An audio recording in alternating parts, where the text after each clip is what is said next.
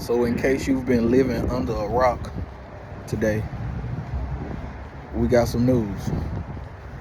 Vergil Ortiz, manager, is suing his promoter, which is Golden Boy, Oscar De La Hoya, over the, basically I think it's over the social media, uh, conversation Oscar De La Hoya is having about the Vergil Ennis negotiations. It's making him look weak because Vergil knows that this is a 50-50 fight.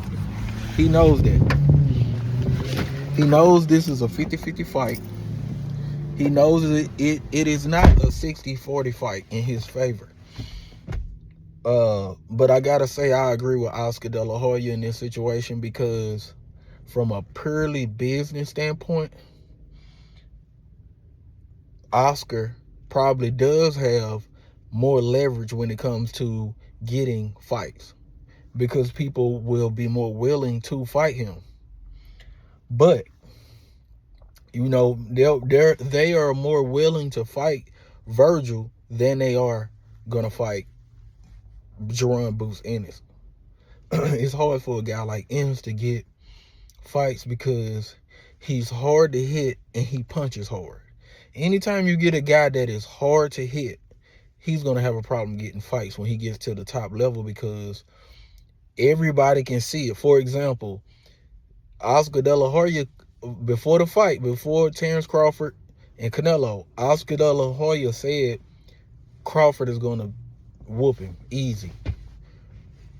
Oscar De La Hoya said it. A lot of people were saying it.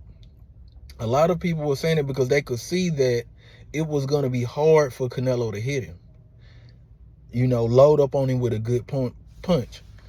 Now, in this situation, it's the same thing. It's going to be hard for Vergil to hit Boots Ennis without taking a lot of punishment. He's going to take a lot of punishment to get his punches off, which Boots is going to be taking the steam off of his punches by doing so. So, because Boots is a counterpuncher. I mean, Boots can do it all. I'm not just going to say he's a counterpuncher. He can do it all. But in this situation, I agree with Oscar De La Hoya because if Vergil gets in the ring with Boots Ennis, it's the end. It's over. It's over. It's over for Vergil Ortiz's zero because he's undefeated. That zero is gone now. Now, mentally, he knows he can be beat. He's no longer the same warrior. He's no longer the same warrior after he get beat. In the way that he's going to get beat against Boots Ennis, he's not going to be worth the same amount of money.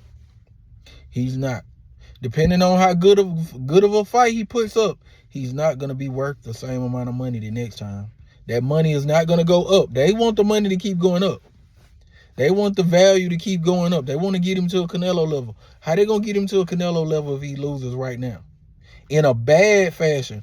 Canelo lost earlier in his career to Mayweather. He got a masterclass put on him, but it wasn't like some serious punishment. What Boots Ennis is going to do to Vergil Ortiz, he's going to put some serious punishment on him. Where he might not be the same person. It's going to be the same way Terrence Crawford did Earl Spence. He's going to make him rethink boxing. Because Vergil Ortiz has that mindset just like Earl Spence. He just keeps coming, keeps trying to fight, even though he's getting hit with everything in the kitchen sink. He keeps fighting. I'm telling you right now, I agree with Oscar De La Hoya. I don't know who you agree with, but I agree with Oscar because if I'm promoting Vergil Ortiz, if I do fight Boots Ennis, it's got to be 60-40. Because this might be the last time I can make some money off of him in that way. I need to get a big chunk of change out of this fight. I need a big chunk of change. I can't take the smaller chunk of change. I done invested too much money in this guy. I can see all these other fights. That's just what it is, man. It's business.